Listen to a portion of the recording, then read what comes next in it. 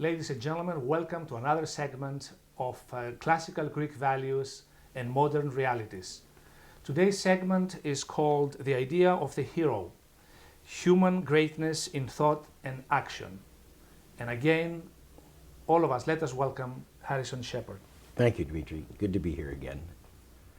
The idea of the hero is something that we have received from our classical Greek legacy.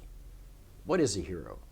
A hero is someone who does something outstanding for others and usually for the community. Probably the most mythic hero of ancient Greece is Oedipus. Oedipus, who, by solving the mystery of the Sphinx, freed the city of Thebes from its domination by the Sphinx and the threat of death when anyone wanted to enter the city. Oedipus answered the question, what walks on 4 legs in the morning, 2 legs in the afternoon, and 3 legs at night, and identified the answer as a human being who crawls on all 4s as an infant, walks erect on 2 feet when he's an adult, and in old age uses a cane. This illustrated Oedipus as a hero in thought and action.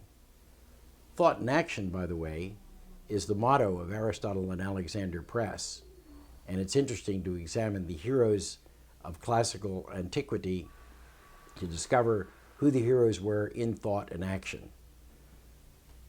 The first hero of the first epic of the West, the Iliad, was Achilles. The Iliad begins by saying, "Sing, goddess of the wrath of Achilles, whose heroic capacity for battle made him the warrior hero of Western culture." Achilles was certainly a man of action, but the Odyssey, which is the tale of the wanderings of Odysseus, also gives us a different kind of hero and a model for heroes. Odysseus is called by Homer the man who is never at a loss. He always knows how to deal with the most complex situations, and he is a combination of a man of thought and a man of action. Our legacy from ancient Greece in terms of the hero includes women too, as a matter of fact, which are sometimes inclined to forget. Antigone, Sophocles' play Antigone, focuses on the conflict that can arise between the demands of family and the demands of the state, and Antigone's insistence that her brother must be given a proper burial even though he was killed in rebellion against the king. Perhaps the greatest intellectual hero from classical Athens is Socrates, really the founder of all of Western philosophy by his inquiries, his questions, what is virtue? What is the good life? What is knowledge? Socrates is the philosophical hero par excellence because he gave his life rather than give up his inquiry. He did it, as he said at the end of his trial, partly because if he gave up his inquiry, he would be doing a disservice to the people of Athens. So even in Socrates' passionate quest for knowledge and the truth, he felt he was doing his best to serve the community of Athens by his own inquiry. That is the idea of the hero that we've received from our classical Greek values, one who does well for the community while pursuing his own virtues. The 20th century saw a dramatic birth of the anti-hero, a character who is in rebellion against the social standards. Now, what would the ancient Greeks think about the idea of the anti-hero? The anti-hero was often thought to be a creation of the 20th century, but there's some irony in that.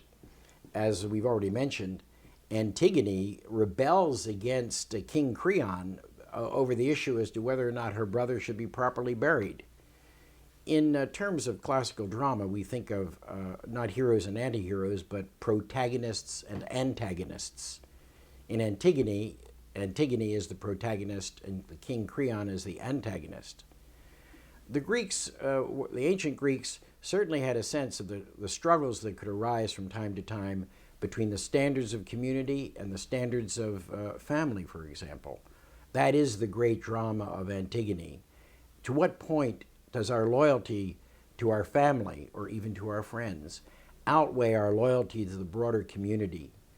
This is always an enduring question of ethics. It's an enduring question of the nature of the hero. Calling a protagonist who has some reason to rebel against its state an anti-hero may be an interesting 20th century and now 21st century literary device, but the anti-hero as one who, for good reasons, rebels against the established order or challenges it is one of the classical Greek values that we can see reflected in modern realities wherever we see civil disobedience. The ancient Greeks would have understood civil disobedience by the image of Antigone alone. So they would have had an appreciation of what we call the anti-hero, but would have understood that it was just a protagonist in the great human drama between what is required in terms of our duty to ourselves and our family and our duty to the broader community. Thank you very much, Harrison. Ladies and gentlemen, we'll see you next week. The subject of next week will be economy, ecology, and household. I would like to remind you that this series is sponsored by the Aristotle and Alexander Press.